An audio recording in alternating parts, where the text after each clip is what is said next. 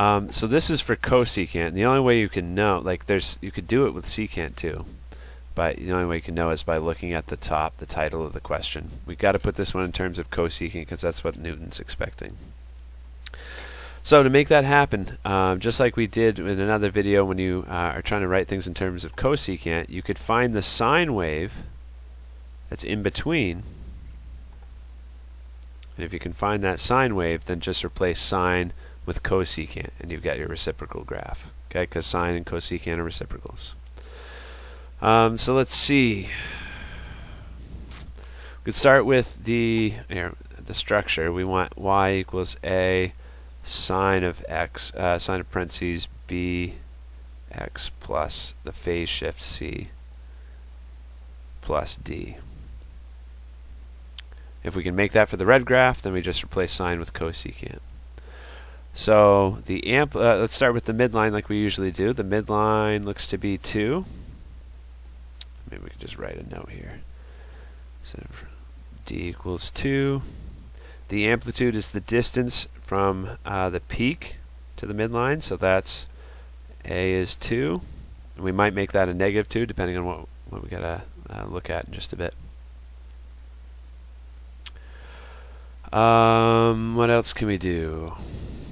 The period, we could find the period. The period is just the distance until we start repeating ourselves. So for the sine wave, it starts repeating itself. 17 pi over 24 minus 5 pi over 24. So 17 pi minus 5 pi makes 12 pi over 24, which simplifies to be pi over 2. So that's our period.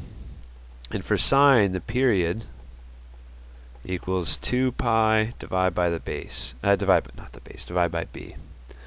So if you plug pi over 2 in here, you've got an equation you can solve for b. Cut out the pi's, multiply b to both sides, and you're going to multiply everything by 2. b is going to be 4. So b equals 4. And now we just need to know the phase shift. For the sine wave, so that's we only have dots for the peak of the amplitude. Sine usually starts, the regular graph is sine of x. That starts at the midline, at the origin. So we would like to know, if we could know what this coordinate is, or if we could know what this coordinate is, we'd be in business, because that's the midline. That's where the graph crosses the midline. Let me see.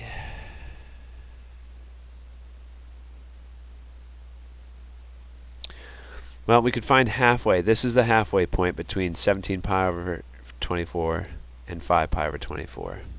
Right? We just found out that the period is pi over 2. So half of pi over 4 would be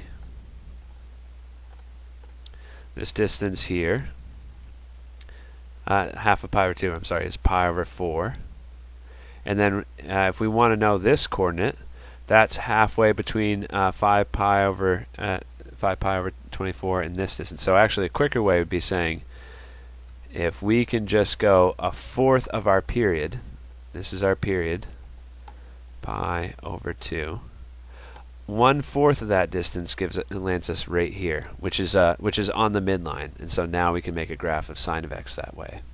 Okay, because again, sine of x, when we consider it, we're thinking about where it starts in the midline. So pi over 2 was our period. 1/4 of that is pi over 8. So this coordinate right here, this x coordinate, is 5 pi over 24 plus pi over 8 plus 1/4 of our period.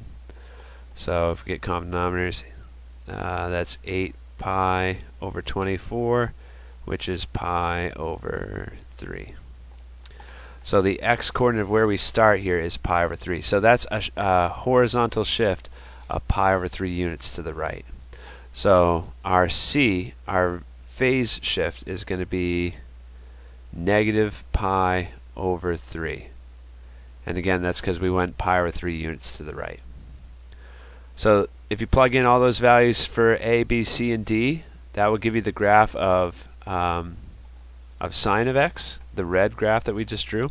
But since we want cosecant, we want the reciprocal, our final answer. Oh, actually, sorry, I missed one thing here. A has to be negative. Because look, if we start here for our sine wave, sine usually starts by going up and then down. We need to reverse that order by making a negative sign. That makes it go down first, then up. So that has to be a negative 2. Sorry for that omission. But y equals negative 2 cosecant 4x minus pi over 3 plus our horizontal shift, our vertical shift was 2. That's the equation for the blue graph that we start out with.